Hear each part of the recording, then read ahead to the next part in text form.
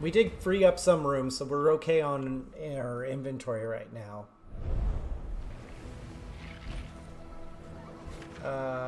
Combat items. I think we're good. Yeah, we're good for now. I've got 7 spaces.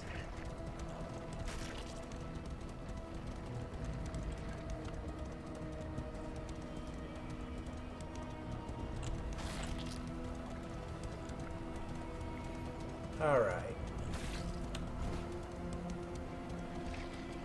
You got this.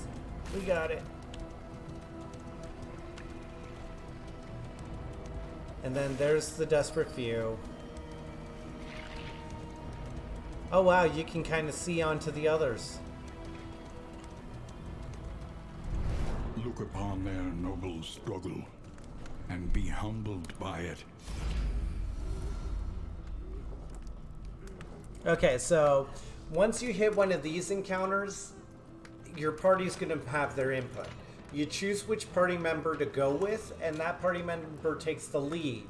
So, like for instance, Dismas here, he wants to spend a lot of time here. You'll get a trinket, you'll get some treasures, you'll get some stuff for the wagon, but you'll lose 25 light. Whereas Audrey wants to help him a little bit.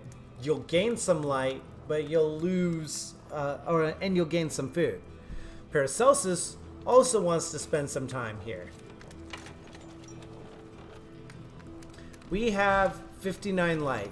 I believe the next note that we're going to go to is also one of these. So let's go ahead and we're going to do with Dismas. They're all helping. An inkling of potency still lingers in some of these well-worn relics. And we got all this. So now we're going to go ahead. We've helped them out a bit. It took some time, so we lost some light. And we're gonna go straight ahead to the next encounter, and we're gonna make that encounter count. Like, we're gonna go for as much light as possible on it.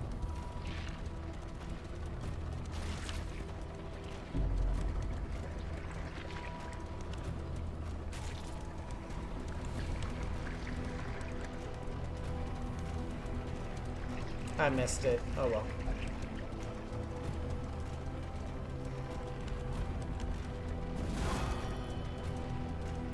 And we're guarding the stagecoach, and there we go.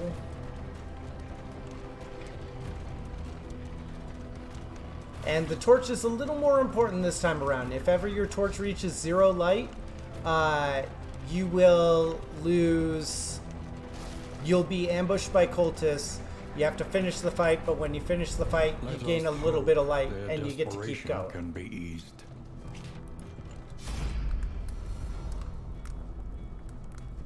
So, no. Okay, so we can trade. Let's see what they can trade us for a few of our relics. Okay. An unexpected find. Okay. Your coach is laden. You can carry, no more. No to clotting powders. No to lie. No to neutralizing powders. We can drop an entire stack of stale bread. Anything else? Oh, I don't need you, and I don't need you. And on we go. And you can't sell items. Like, it's not like DD1 where you could sell back the stuff you didn't use.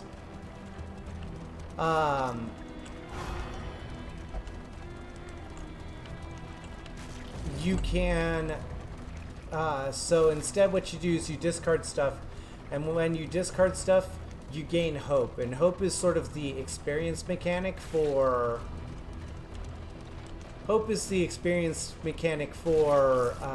Darkest Dungeon 2. It gives you the experience you use to unlock characters and different quirks and whatnot. At last. respite within reach. Okay, so this is the Guardian encounter. The Guardian encounter is the last encounter in any area, and you complete that to, oh god. Okay, that's not as bad as it could be.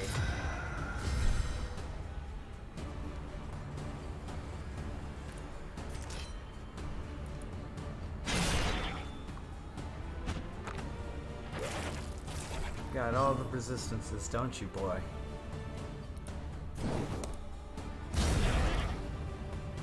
Didn't help you there. Totally is trying.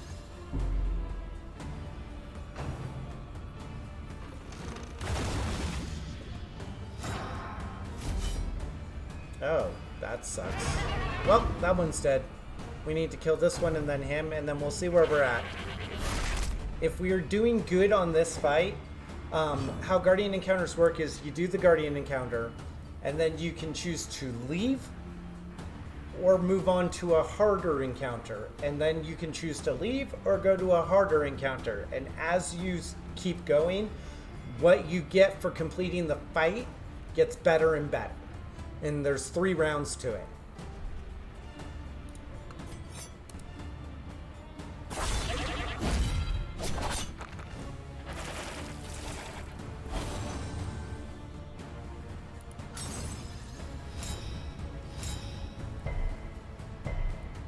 All right.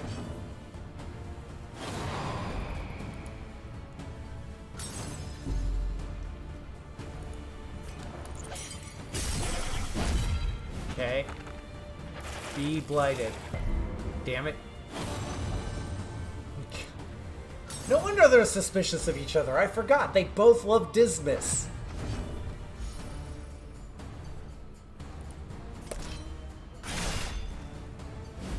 And if I remember correctly, the maid here has death resistance. No, the maid does not. Okay, that's fortuitous.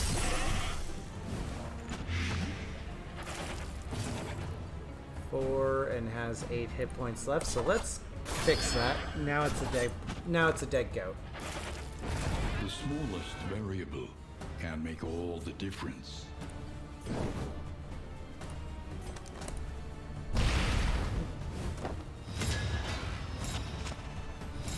Alright, so we just added 2 blind tokens, a combo token. So combo tokens is it's the new mechanic that replaced marked in this game. So combo tokens, wait for a skill that calls for combo tokens to hit the target, and then you remove the combo token to apply the additional effect of the skill. For instance, Dismas with Wicked Snites, he ignores 20% death resistance normally.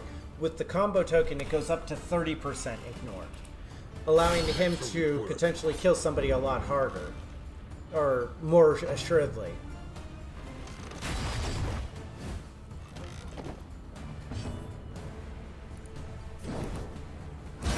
And there's the death.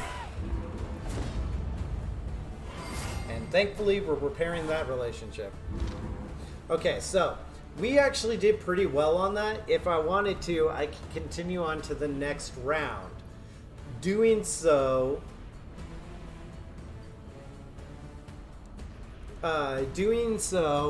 allows me to move up. I right now get this. This is guaranteed. But if I go on to the next round and complete that one, I get this as well. So we're going to continue because we actually did pretty well on that. But this counts as a whole new fight. So all once per fight abilities refresh, and it's the same as normal. However, they're now gargantuan enemies. They have 30% extra hit points. So that's going to hurt things, but we should be okay. Excellent work.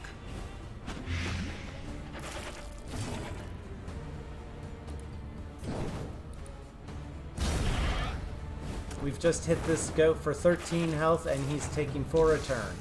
So as long as nobody heals the goat, we're safe. Steady yourself. That, on the other hand, is not so good because he took out half her health in one hit. Luckily, she'll get it back later. That's the maid in the back, right? Yeah, that's a maid. And what are you, the miller? A butcher. Okay.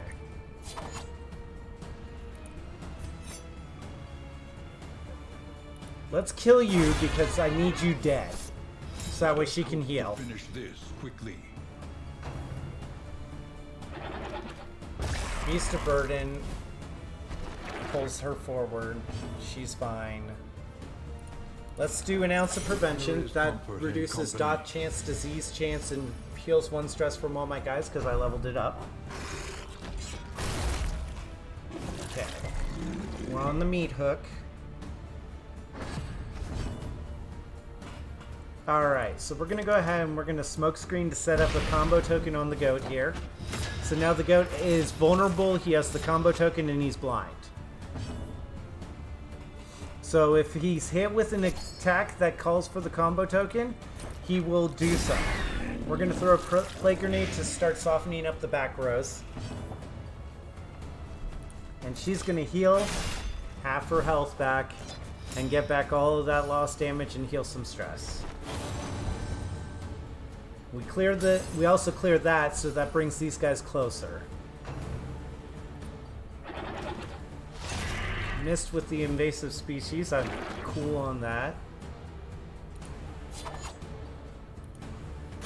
And a 20-point crit on a goat means he's got 1 hit point left. He's gonna carve into me, and I resist the bleed.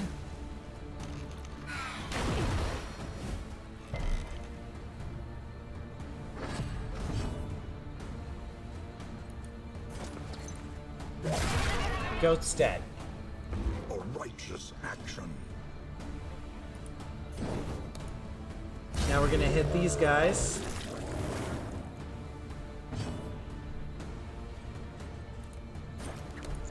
And she's gonna throw a plague grenade and blight him up some more. So the maid's now blighted for 6 for a couple of rounds. Okay, she needs to heal up.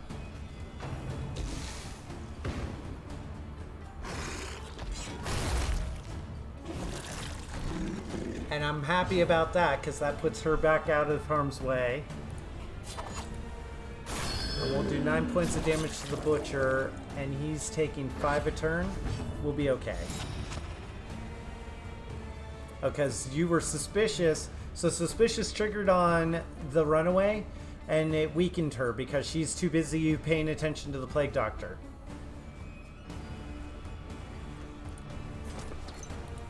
We're going to put some more blight on you, so you lose 8. So you'll lose half health. Smoke screen you to set you up, and now you're all set up.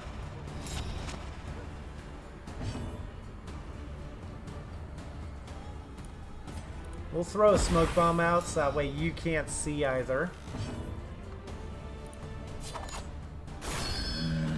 8 more damage. And now you're in death territory. Almost 1 point more.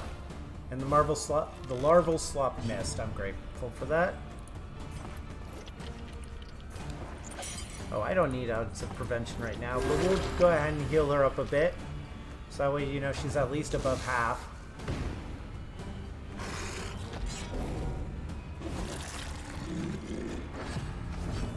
Okay, he's dead. He's taking 2 damage and he has 1 health left, so it's the maid I need to focus on. So if that's the case, we're gonna go ahead and have her kill this tombstone. Does the butcher have death resist? This is an important question. So the butcher does not have death resist. He doesn't need to be targeting the butcher. So we're gonna hit the maid to push her into death territory. Now that 5 is gonna kill her.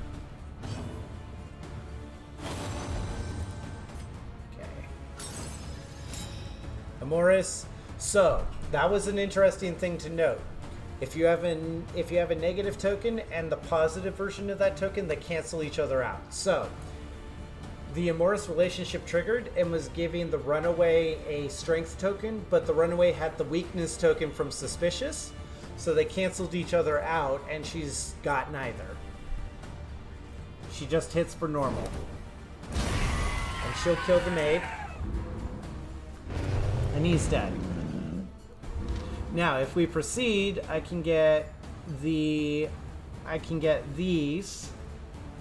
but I'm getting all of this now. So, like, no matter what, this is coming to me. I'm gonna actually escape. I don't think I'm ready for a round 3 yet, so we're gonna escape and we're gonna go to the inn. An unexpected So it counts find. as a partial victory because I did win some of those battles. And it got me 16 relics, 16 spoons, the pouch of fly, and the laudanum. Let's see if our coach is laden. I don't think the coach is laden, though. I think we're good.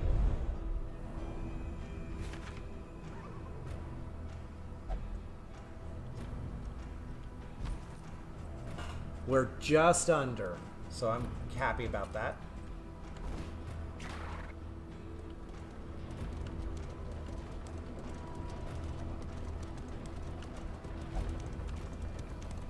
All right.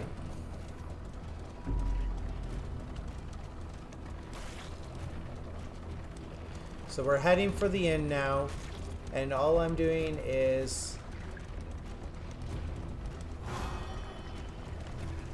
pushing this forward. So there's the inn there, but we want to run over the stuff in the road, because again, that can get us stuff like extra gold or items for the inn. And we made it. So we finished this leg of our journey. Every time you reach an inn, the loathing in the area, the loathing that follows you goes up. And then you have to do resistance encounters and cultist battles to get the loathing back down. A loathing value of 1 or 2 doesn't matter. A loathing value of 3 or higher means that it's affecting how much light you get. Peacemaker, bloodthirsty, generous, and unerring.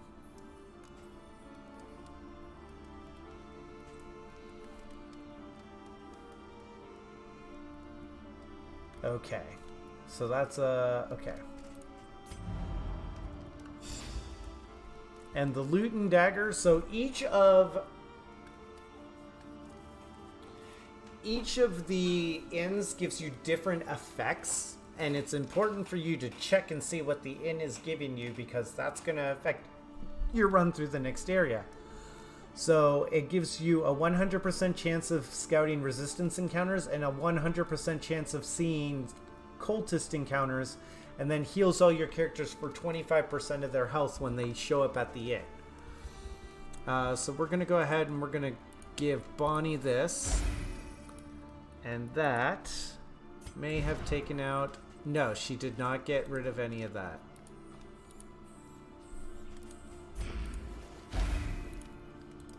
And still no. And we've got Paracelsus, who's squeamish, and an erudite. So let's go ahead. As well, the mind contemplates.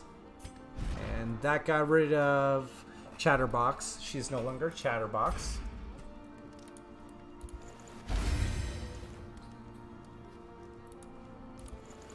I just fixed the image of my former husband in my mind.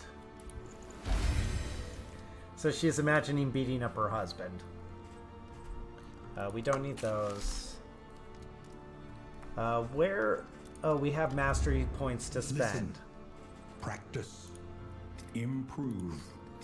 So, for instance, he ignores 30% resist when I level this up, and it ups the crit chance to a 1 in 5. And ups the damage. Pistol shot. Let's see, we've leveled up Duelist Advance, didn't we? No, we didn't. That's what I forgot. Okay, so Duelist Advance has been upped. So Pistol Shot's been up. Duelist Advance has been upped. So this is an example of a combo ability. His Pistol Shot says he deals 4 to 8 damage Oh, is that it? Yeah, he does 4 to 8 damage with the pistol shot. He has a 15% chance to crit. And when the target has a combo token, he spends the token to go into riposte, allowing him to shoot the pistol shot without getting out of position and get into riposte, which is a powerful effect for him. Paracelsus.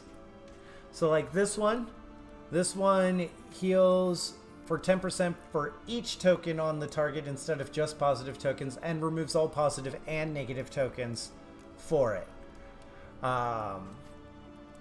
This one, let's see.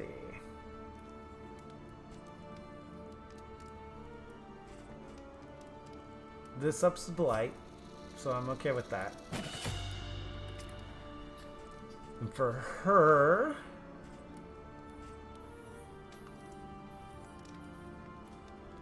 yeah, the mystery trainer. So Hearthlight wasn't okay. One of them's a mass stress relief at level 2. Oh yeah, the ounce of prevention. If you put a point in ounce of prevention, it lowers the stress of everybody in the party by 1. Yeah. And it also ups how much of a resistance buff it gives you. So ounce of prevention is usually one of the first skills you level up when you do a run. We have Noxious Blast. Yes, ounce of prevention, also known as OPAF or OP as fuck. Overpowered as fuck. Let's see.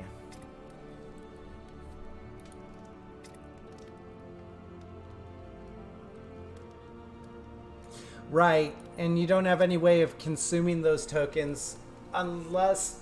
No, because they're special tokens. They aren't negative or positive tokens. Yeah, Bolster is pretty close. Because it also... Bolster also removes Vulnerable and it removes Horror.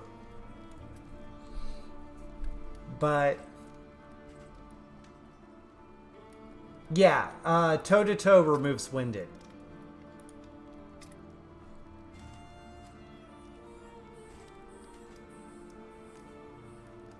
We're going to do Battlefield Medicine because not only does Battlefield Medicine now heal the target and remove all dots, but now it'll remove dots on her if she has them, allowing her to take care of somebody else and remove her own dots.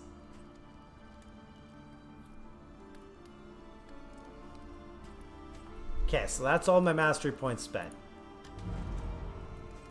What roots do we have? So we have the Tangle and we have the Sprawl. The Sprawl offers Fate's Fortune Teller, which has a 15% chance of granting the crit for Patrol. Patrol says win at least 4 road battles. That's going to happen, as opposed to Anti-Commerce, which says I can't see the Hoarder at all, but I get a storage trunk.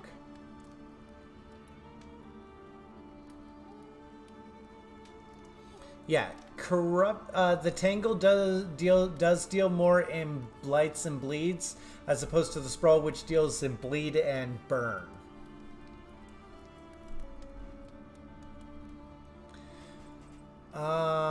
Oh, that's right. My stagecoach has the still. Each improvement, a new variable in the equation of your fate. If I do that, and then do that, okay. I have the strong box for stacking relics. I actually don't... Reconfigure. Meet each challenge on its own terms. Okay, so we're getting the 2 things of laudanum. We're gonna grab that. A bit of comfort on the road to damnation. Stitching kit, we don't need.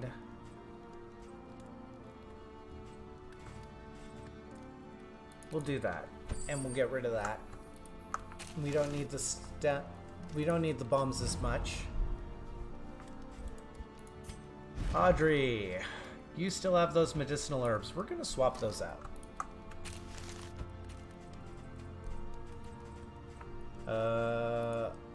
Yes, it was you. and get rid of that.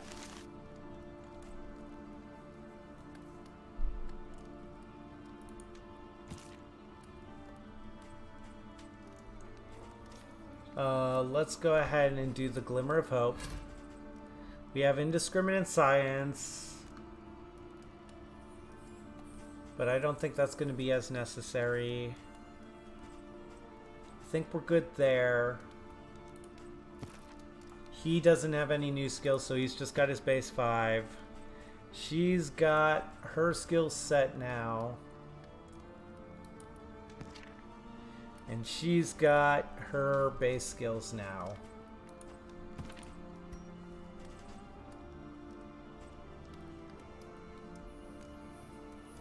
Alright. I think we're good. So I think for our road, we're gonna choose the Sprawl. Another nameless city. For the Indelible Trinket. Another inferno. A chance to guarantee a crit's gonna be huge because she's actually got a trinket that says when she crits, there's a 1 in 4 chance she gets an extra action, which will be huge. And I think that's it for this. Like,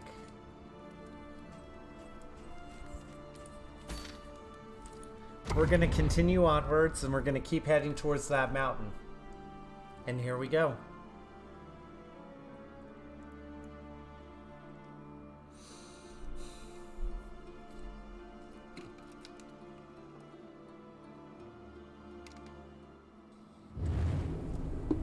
So we're going to do this next area, and this next area is going to be the final area before I cut out for the night, just to warn you guys. So we're going to do this area, and then we're cutting out for the night.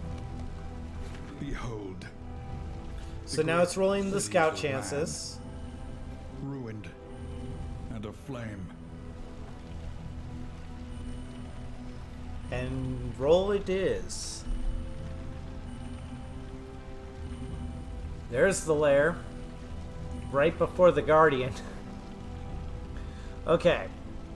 So we have this shrine here, and we have the assistance encounter. Oh god, double flame drain. Okay, so it doesn't matter which way I go. I have to go this. So we're going to go for the hero shrine, then go to the resistance encounter. Then we're going to go to one of these. We're going to go to the assistance encounter to hit this resistance encounter and pray that's a cultist encounter, because we need to start lowering this loathing. So loathing is a representation of how much the oppressive nature of what's going on in the world is killing all hope in the world. The torch on the back of the stagecoach represents the hope of the world. And as you continue on your journey to the mountain, the loathing and the repugnancy of the world seeks to extinguish this flame, because it is the last hope of the world. And so that's where the loathing mechanic comes in. As you go through, each inn you go to, it adds. Starting at 2, then it goes 3, then it goes 4, then it goes 5. And the higher the loathing, the faster your torch burns down. It also gives your enemies advantages. Advantages like enormous for plus 30% HP. Ambush for shuffling your party. Resistances to all dots and debuffs. Well, Shambler doesn't necessarily attack you, Tig. It can also be a normal cultist encounter, but yes, it can be the Shambler too, if you run out of torch. So running out of torch is a bad thing. Yeah. And you can hit the Shambler as low as 8% torchlight. So when your torchlight's at 8 or less, that's when you start getting the Shambler's attention.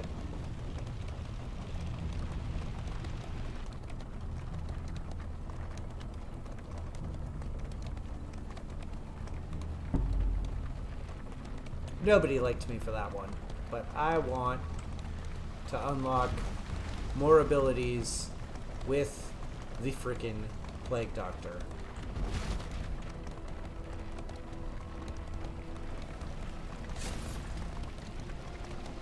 Alright, here we go.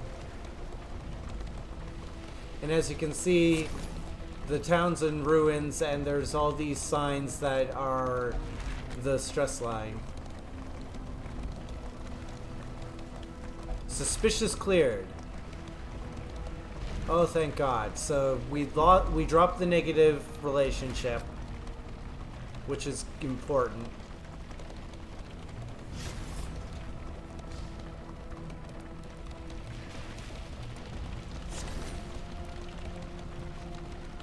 Yeah, 82 to 76. I'm dropping 6 per. So it's normally 3. Now I'm dropping 6 per tick. So we hit the Shrine of Reflection. I could not say if it was madness, revenge, or naked ambition. Walls will never hold me again. I only felt the pain from the brand the first time. So we're going to do Paracelsus, because we're trying to finish out the Plague Doctor's skills, and then we'll start on the next character, and then the next character. Chapter 4. Failing grade.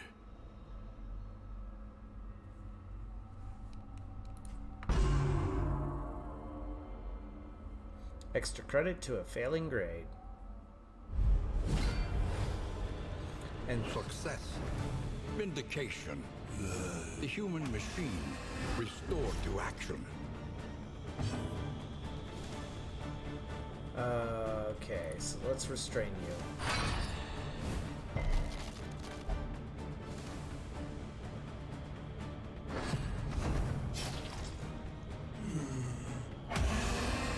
Okay.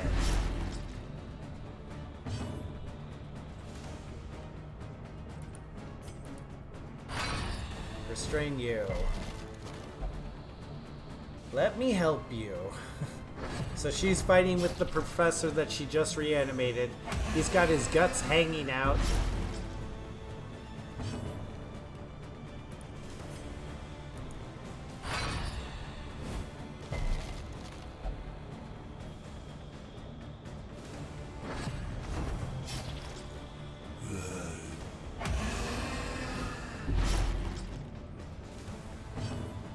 Okay, we're gonna stitch you back together.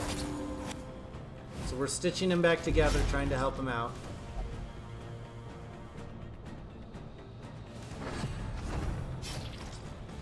He needs to stress her out. That's why we have no stress relief.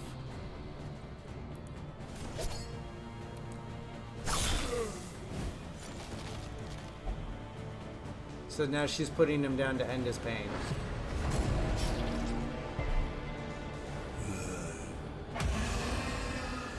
And we need to finish this fast. An unavoidable end. And he's dead. Professor, I'm sorry. You couldn't do it. Was horrible. The requirements to do surgery is you have to restrain the target. Once the target's restrained, you can perform surgery on him. You try restraining him, it never works. So he's just stressing you out, and then eventually you give up. You realize you can't restrain him, you can't contain him, you have to kill him. And that's when you get the ability to stab him, and that's where we're at. So cause of death, target variable.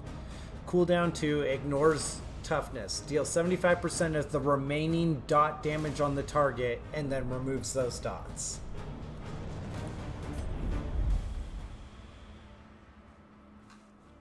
So it's kind of a bad. A lot of people have some arguments about that, because the only clue you have that you're supposed to kill your professor is the name of the memory, which is failing grade.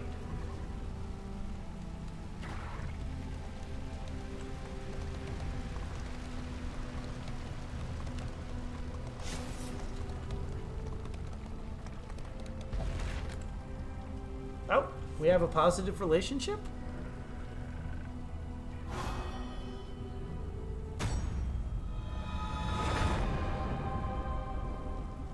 They're respectful of each other. Tried and tested.